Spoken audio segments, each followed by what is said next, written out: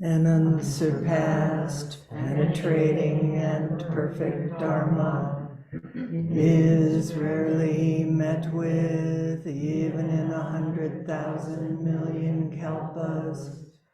Having it to see and listen to remember and accept, I vow to taste the truth of the Tathagata's words. Good morning. Good morning.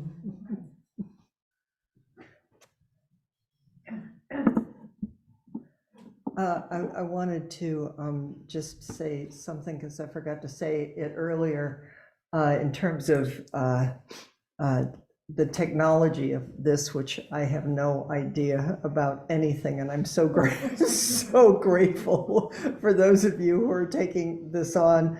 And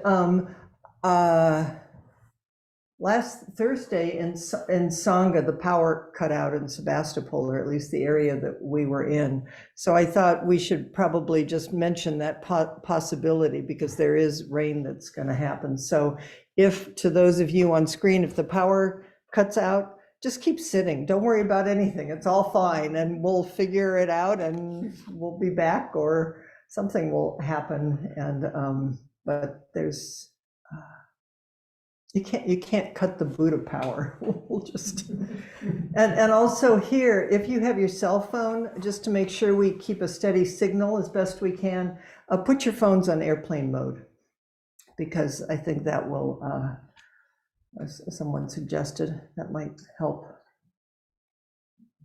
with signals. We're out in the country. So Buddha's Enlightenment Retreat.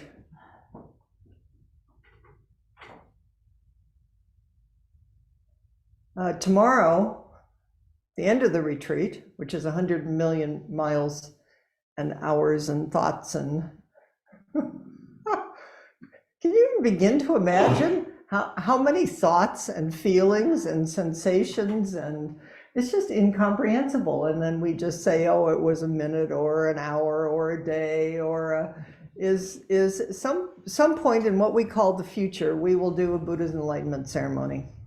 And tomorrow during lecture, what I want to do is it won't just be this, but there's a wonderful, maybe you know this, well, it's called a children's book. About the story of Buddha, and I want to read and tell, and we'll talk about the particular of Shakyamuni Buddha and his journey to what we call awakening or enlightenment. And I realized I was just going over my talk back there. And what I realized is it makes me really nervous to talk about enlightenment. It's never been a word that has easily settled in my body. I now have a different experience, but we say Buddha's enlightenment, Rohatsu, and it happens on a particular day. Usually December 8th is where it's practiced. We line it up as best we can with weekends, and so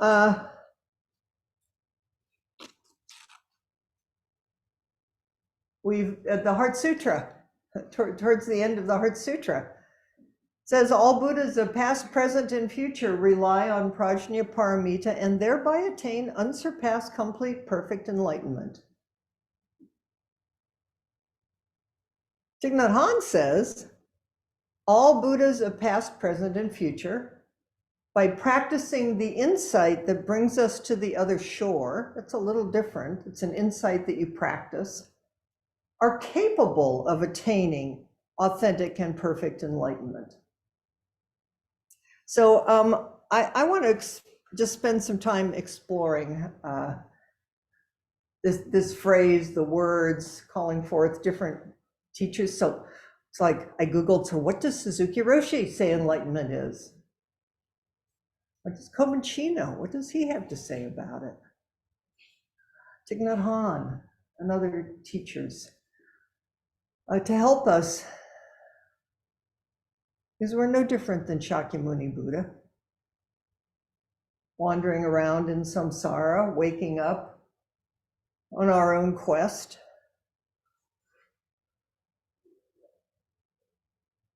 But we now have this thing, this many 2,500 years ago, more, is the Buddha did something, and that maybe we should be doing it too.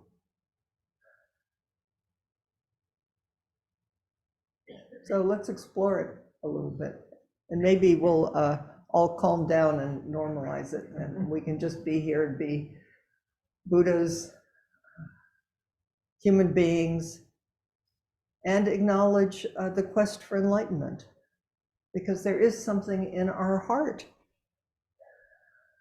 that feels the separation, also has deep intuitive senses of non-separation, of love that's bigger than this particular heart and body and mind. So let's start with all Buddhas of past, present, and future. I love that one. For whatever reason, that one's not hard for me at all. Rohatsu celebrates Shakyamuni Gautama Buddha, a particular person. A particular person took responsibility and said, there's something going on here and it looks to me like suffering. And how can I use my body and my heart and my life fully?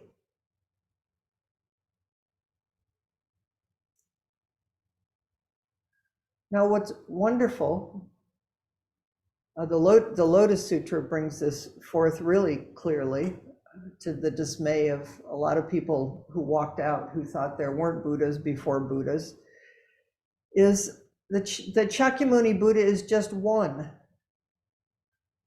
of an infinite number of Buddhas in the past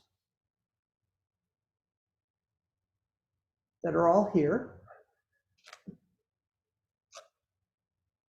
and infinite Buddhas in the future that are all here. Each little raindrop, you go out and look in the the raindrops, and maybe if the light is just right, you can see a reflection of yourself in it. Or maybe you just have a little sense of the wonder of the raindrop.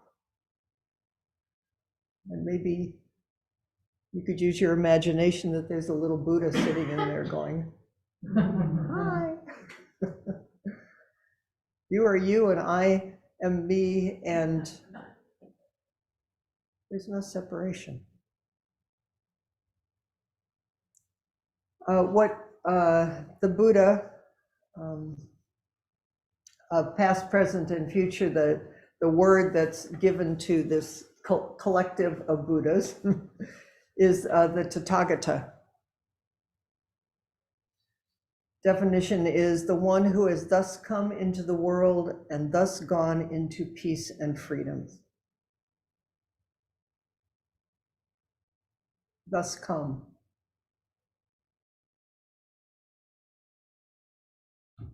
So there is this feeling or teaching or awareness that in the whole cosmic process, timeless time and space, and time and space, because we measure it in past, present, and future,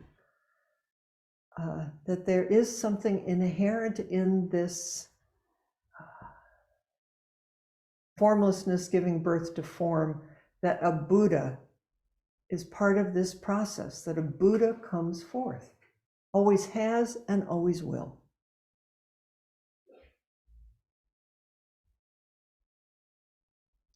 That a being appears that's capable of becoming a Buddha, capable of waking up, and that we call this being a bodhisattva.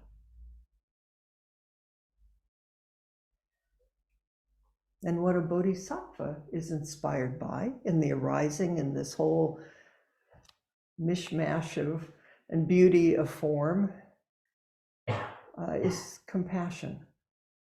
If you really show up,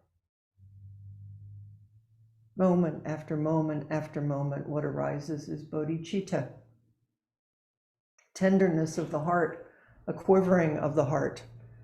I think that's the beauty of sitting a longer retreat, is hopefully there will be moments during this retreat where your heart will break open with the awesomeness of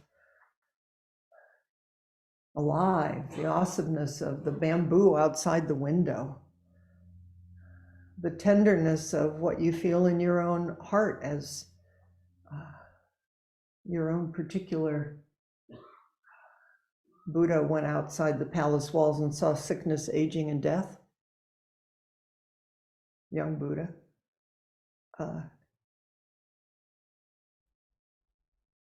If you're sitting here this weekend and there's not some version of sickness, aging, and death, some awareness of impermanence in the world and the consequences of what it looks for a human being, this human being, other human beings, you don't have to go around in your head. Just be here and let it touch your heart.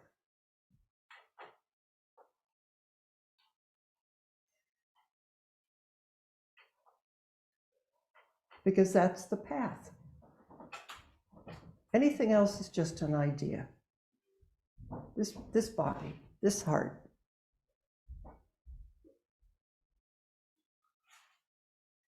Caring.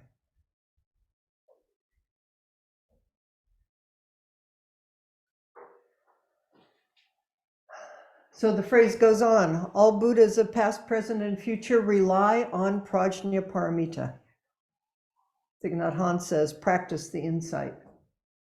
Relying on prajnaparamita, practicing the insight of prajnaparamita. This doesn't sound passive to me. This sounds like a verb. There's something active here. But it's kind of wonderful. Relying on feels like you can kind of lean back into it. It's not like you have to charge into it or make something happen. It's a practice.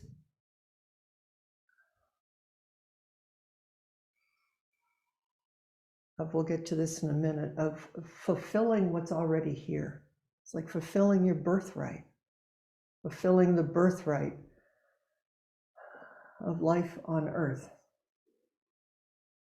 So we let go over and over and over again into alive, leaning back, taking the backward step, the practice of Zazen, being present, upright, grounded, connected, in the simplicity of just breath, breathing in and breathing out, the heartbeat.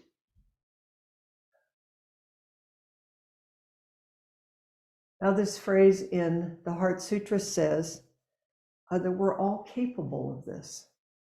Now, I think that's amazing. This doesn't say you'd be capable of it maybe in 100 million lifetimes, or maybe if you get a little smarter, or maybe if you get a little dumber, or whatever. Maybe if you suffer some more, maybe we all need to suffer, who knows. But there's something here that every human being across time and space is capable of attaining. So Cobancino, the word attain is interesting, isn't it? Doesn't it sound like you should do something? Like you better get all revved up this weekend, because there's someplace you better go and there's a finish line and you better be there. And if you didn't make it, there must be something really, you didn't quite meet the mark. Cobancino says fulfill is a better word. Says it's like a cocoon becoming a butterfly.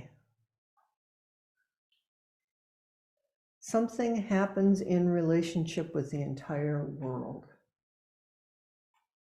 It's not just about you. That's both, it seems to me, really good news and really bad news, because it means we're not in control and we have to do something. But how does a cocoon become a butterfly, for goodness sakes? I mean, what an amazing thing that happens. You just sit yourself down in a retreat, cocoon, cocoon, cocoon, cocoon. And sometimes maybe it feels like there's little wings that start, or something happens, or it's like it's not linear. There's an entrustment, trusting and entrusting yourself. Because Koban says Prajna Paramita is actually everyone's nature. What everyone is originally. The truth of it is that everything fully experiencing, reflecting each other, reflecting prajna in each other, everything is penetrating and interpenetrating. He says it's like the warmth of the body. I just had the thought of, Sherry's so good in this in Qigong, it's just the energy of the kidneys not attaining something for the liver. There's something already happening. That if we can step back into and wake up into, something happens that's already here.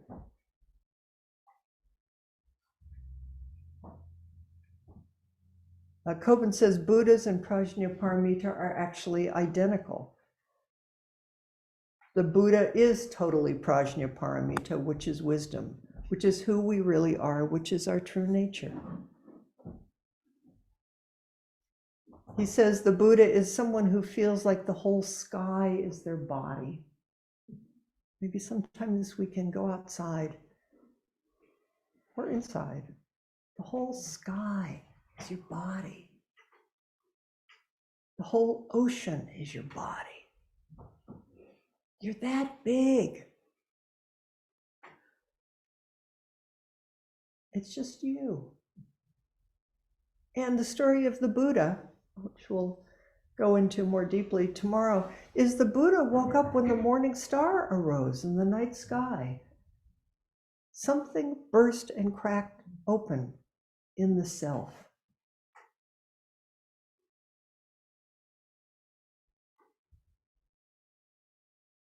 And Kobun says, since that time, all Buddhas, all past Buddhas before Shakyamuni were confirmed in their existence, and all beings after him were confirmed in Buddha's world.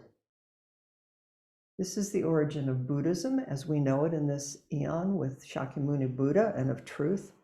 The Buddha itself is life. Wow. Just to wake up to life. Suzuki Roshi said just to be alive is enough. Everything is confirmed in its existence of alive, perfect, whole, and complete, exactly in its own place and position, Dharma position.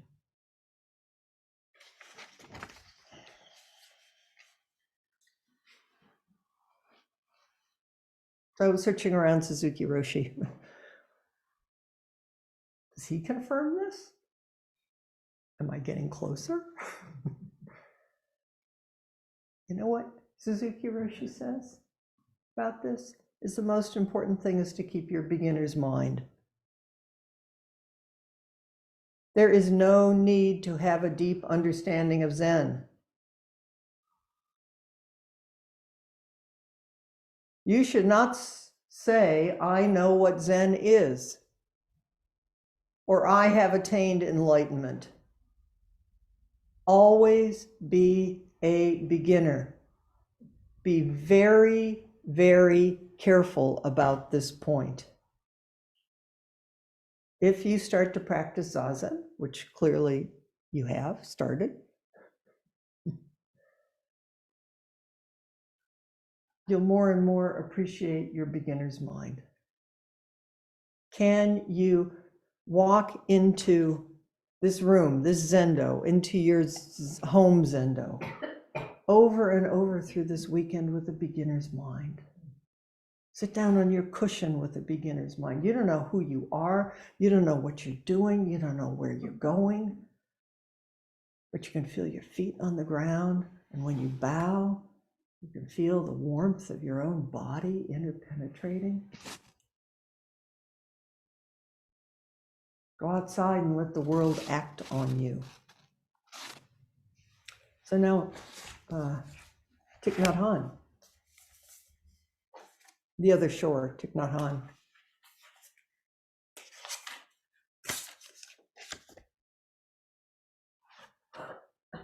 Who is enlightened? According to Buddha, everyone has the seed of enlightenment or Buddha nature. That seed of enlightenment is present not only in humans, but in animals, plants, and minerals. Everything, without exception. Without exception. Human is made only of non-human elements, and since human has the capacity of awakening, non-human elements have that capacity as well. A rock waking up to being completely a rock. Awakening just needs the right conditions in order to reveal itself completely. Buddha nature is not an abstraction. It's the capacity to be mindful, concentrated, understanding, and compassionate. And if we have the time to come back to ourselves, which we do this weekend, we always do, but we've committed ourselves to practice mindfulness and to develop our concentration, we can touch the seed of enlightenment, of fully, completely awakened alive that is inherent in every one of us and help it grow.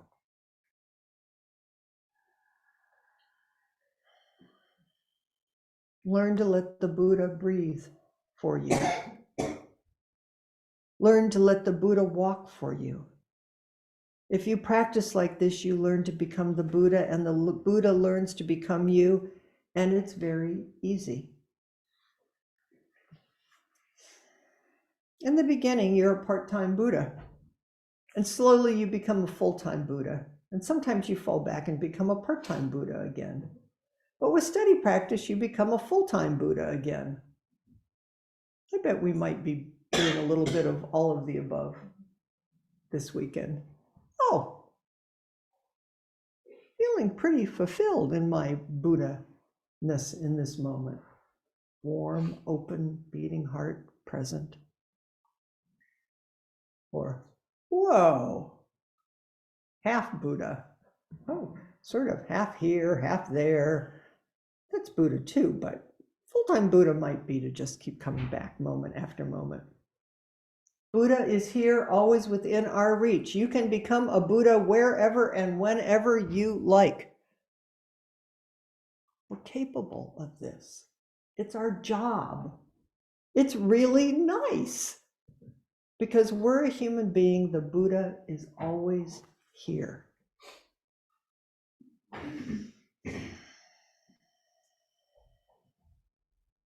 To be alive is already a miracle.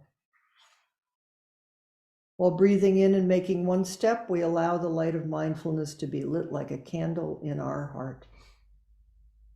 We know that to be walking on this beautiful planet Earth is a wonder. And that kind of awareness and insight can bring peace and happiness already. We don't want anything else. That to me seems pretty inherent part of this. We so much are wanting creatures. Watch your mind. Can do it. Just be here, alive, over and over. To be alive, to breathe, to make one step is already wonderful enough. This is already enlightenment.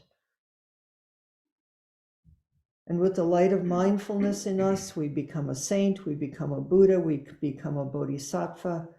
We are a light for the world. And as Suzuki Roshi says, we each just light one little corner of the world. It lights the entire world.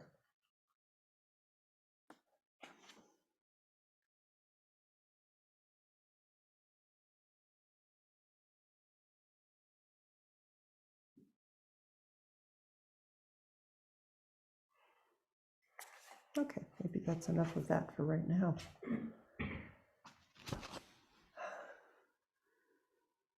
Back to Suzuki Roshi. He said, in your everyday life, you always have an opportunity for enlightenment. If you go to the restroom, there is a chance to attain, to fulfill enlightenment.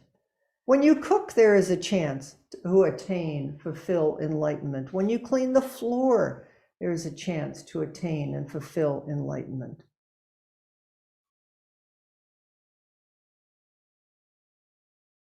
How fully can we be present going to the bathroom, eating lunch,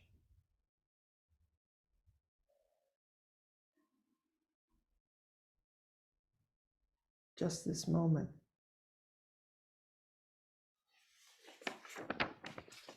So let me,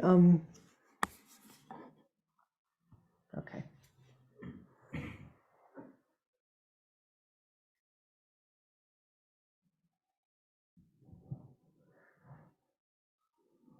The story of Buddha, Shakyamuni Buddha, is that he set out and he studied all the different teachings and teachers of his time, and apparently became rather accomplished and recognized, but he just kept saying, that's not it.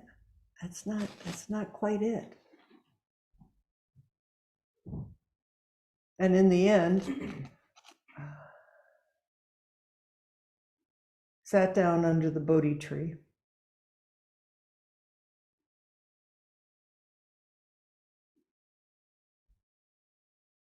And the wisdom and the compassion of all the Buddhas and Prajnaparamita arose in and through him,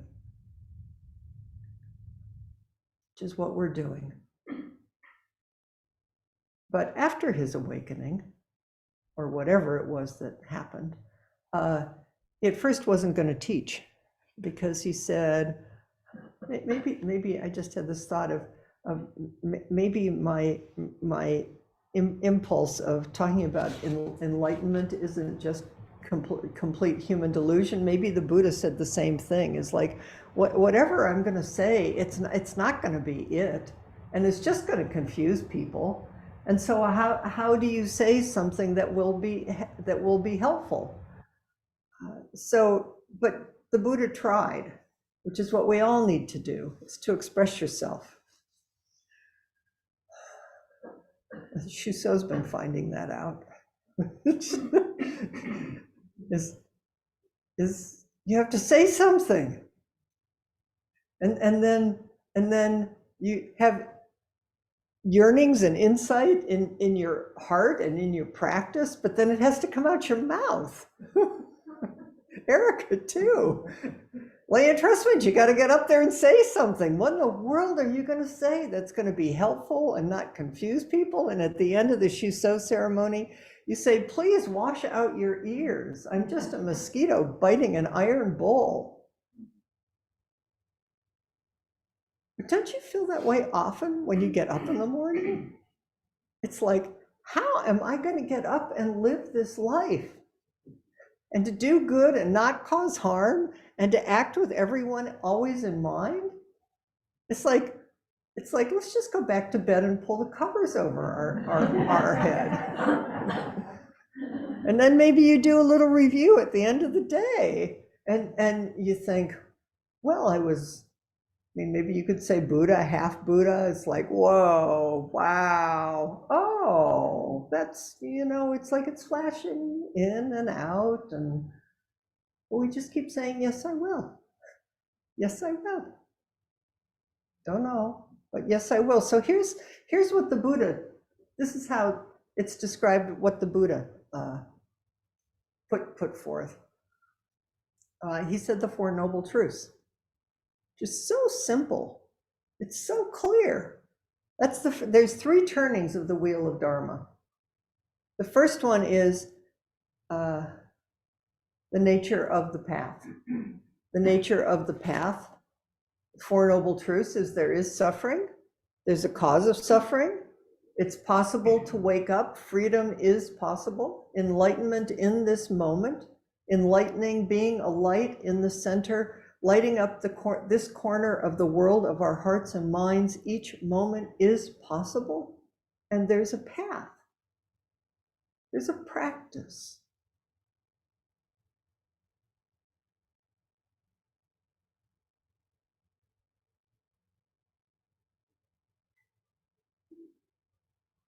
And that becomes the second turning of the wheel.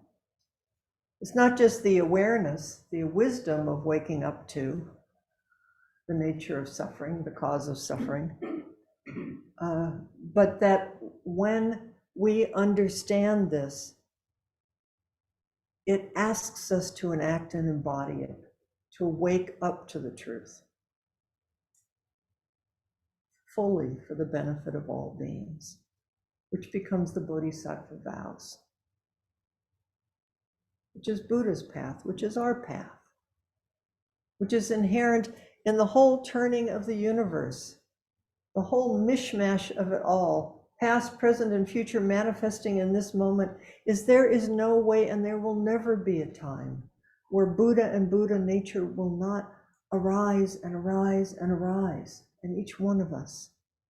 Each human being, even the ones we think out there that they're so dumb, or why don't they get it, or whatever we do in that one inside of ourselves, is there's a Buddha there. It's just a little confused, that's all. It's just a deluded Buddha trying to figure out how to do this.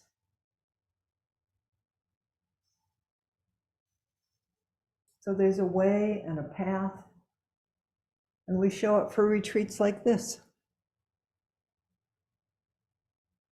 And then we'll go home and we'll cook dinner. Next week, who knows if we're still alive, what we'll be doing. I mean, I hope we're all still alive. But this is it. Okay, the third one, the third turning, which is, Suzuki Roshi says, You're perfect just as you are, and you could use a little improvement. My experience is we're really, really good on, you could use a little improvement. I mean, we set ourselves up against ourselves all the time. But the one, you're perfect just as you are, that one, it's like we like the phrase, but that one is like, that's really uncomfortable. That everything already is and has been perfect, whole, and complete. Authentic and perfect enlightenment is just this.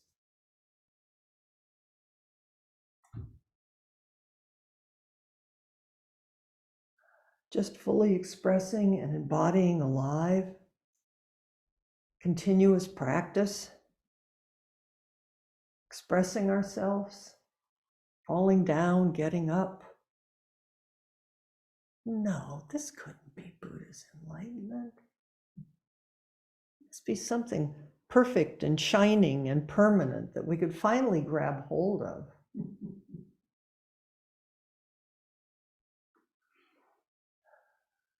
So here, I want to spend a few minutes. There's a beautiful fascicle in Shobogenzo, Dogen, called The Awesome Presence of Active Buddhas. The Awesome Presence of Active Buddhas.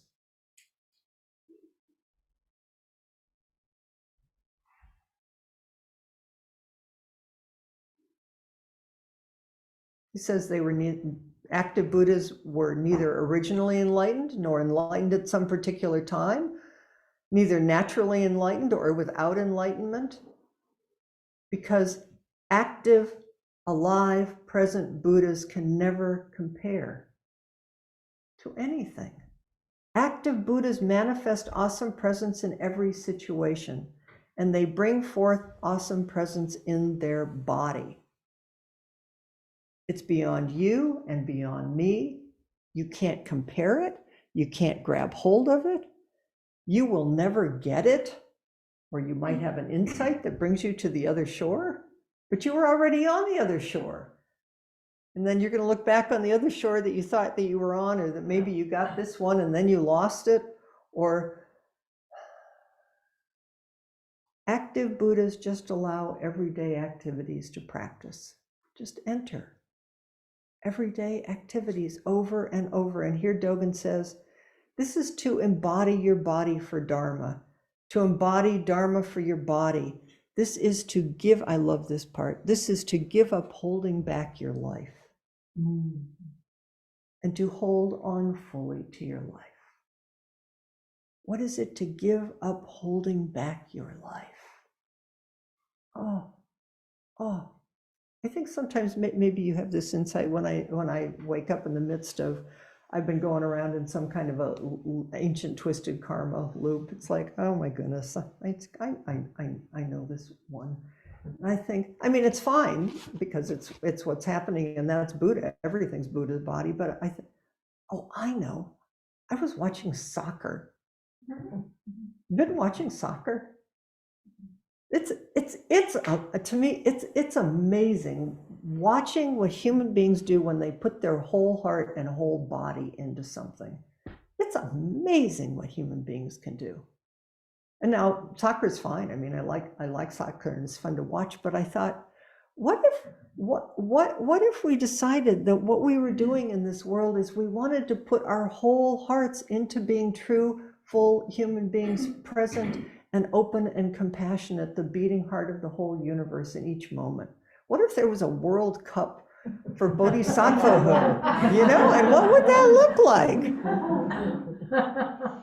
So we're training, and we already are, and we already won, and there's nothing to win, and just give up holding back your life and hold on fully to your life.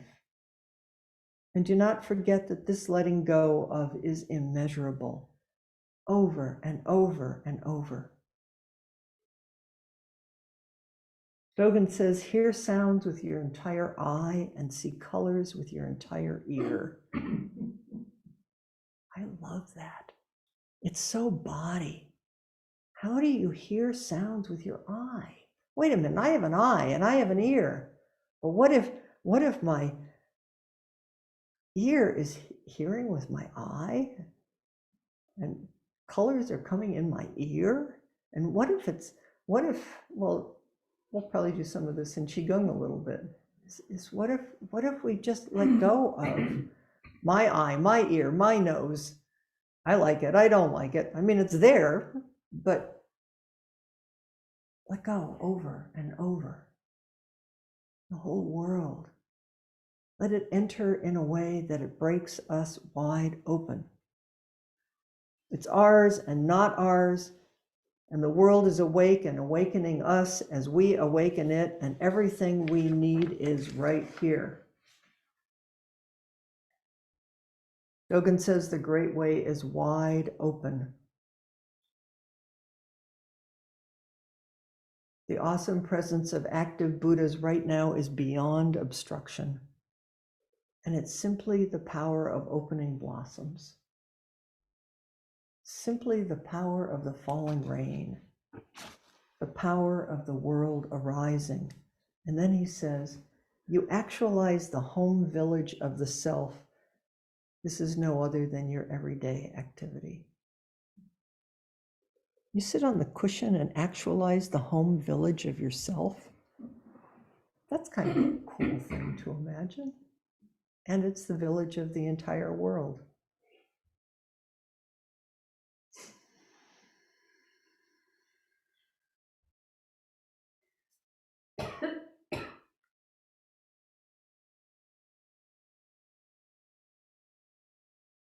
There is no thing called enlightenment without expression. It and everything else is empty of any solid inherent self, and it's full. Fulfill, fullness, full of alive, full of love, full of intimacy, full of the particular, and it's up to us. Nobody's going to do this for us. And the whole world is cheering us on. It's like the bamboo out the window. So much is like cheering us on as we cheer on the bamboo of, oh, please just continue to be fully and completely bamboo. It's like, because you just pick up one thing this weekend and look at it completely. I mean, just look at it. All these things we pass by and take for granted. Like Rachel looking at the blanket. Again, we call it a blanket.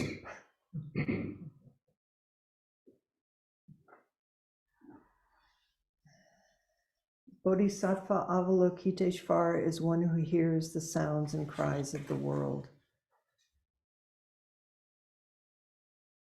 who feels the tenderness, the suffering,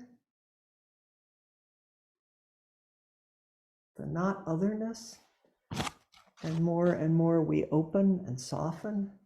We listen to our own pain and our own weariness, our own confusion, our own frustrations. And we more and more can see and feel and respond to others, not responding to them like there's something that needs to be fixed or that we need to be fixed.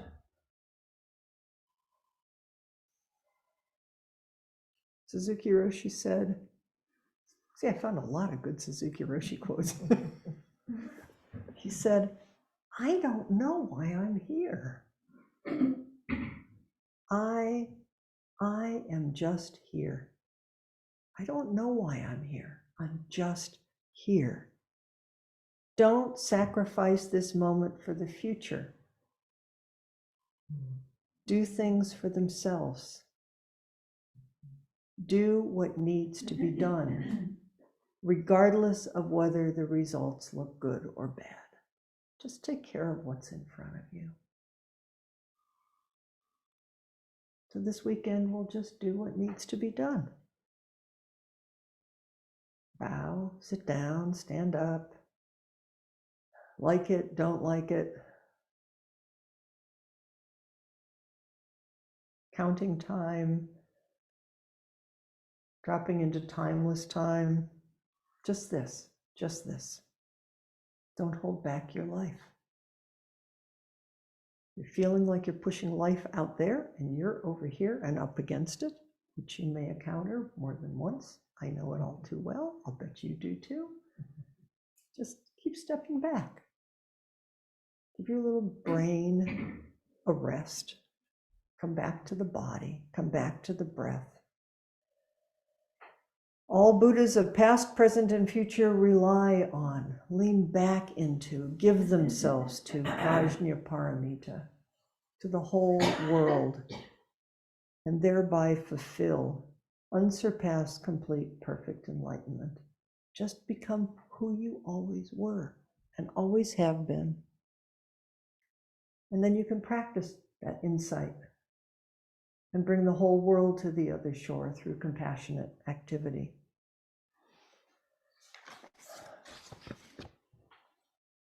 Our quest is, I'm not sure where I got this quote, but I like it. Our quest is to return to the human body, to the heartbeat of the world, the warm breath of life, to the movement and flow of feelings, thoughts, and sensations.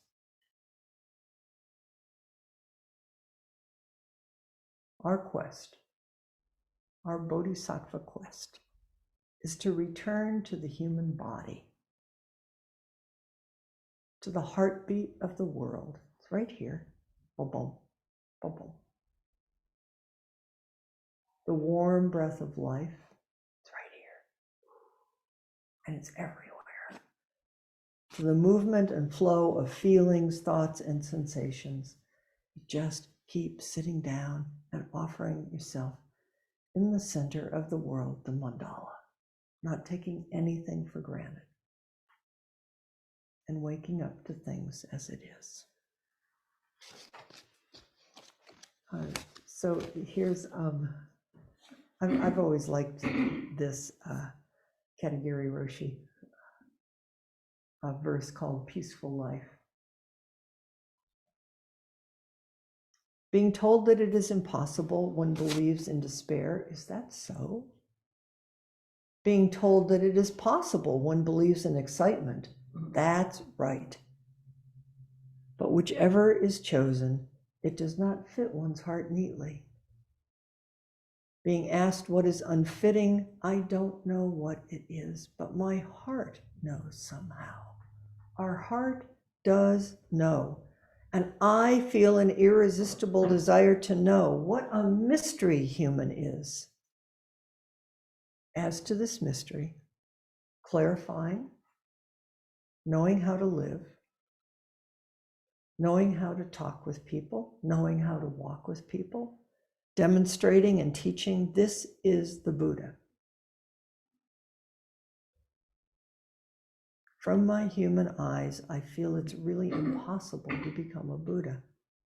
But this I, regarding what the Buddha does, vows to practice, to aspire, to be resolute, and tells myself, yes, I will. Just practice right here and now and achieve continuity endlessly forever. This is living in vow. Herein is one's peaceful life found.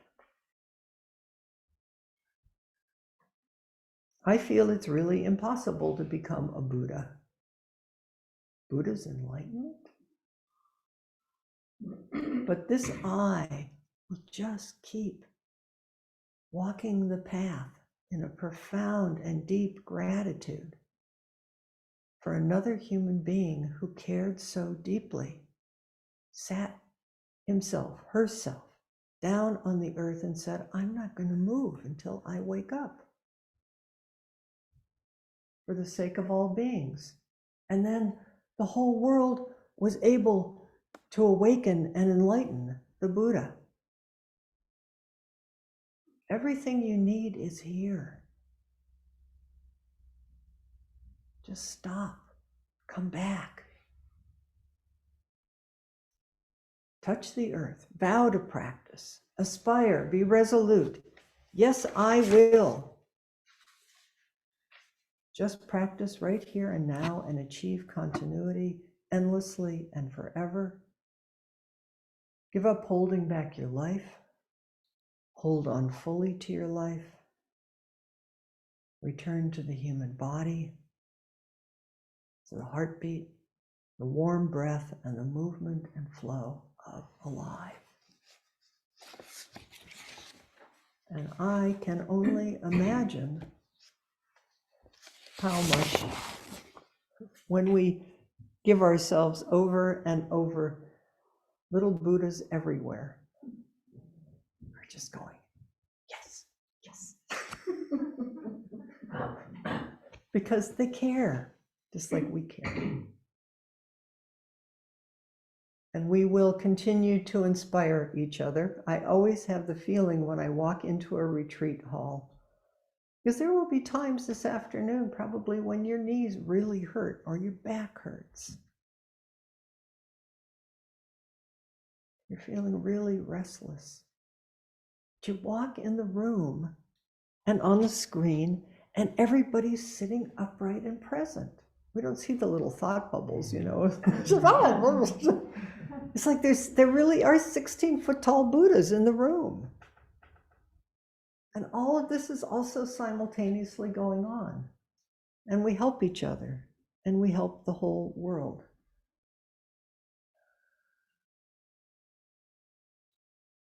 Besides, what else are you going to do with this one and precious life? You can think of something else. Go do it. Just do it with your whole heart. Right now, I think we're doing okay.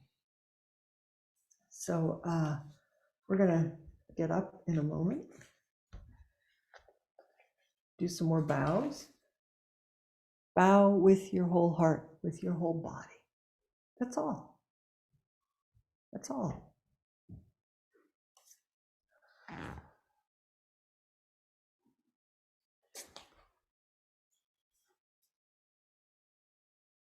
We have a period of outside walking meditation.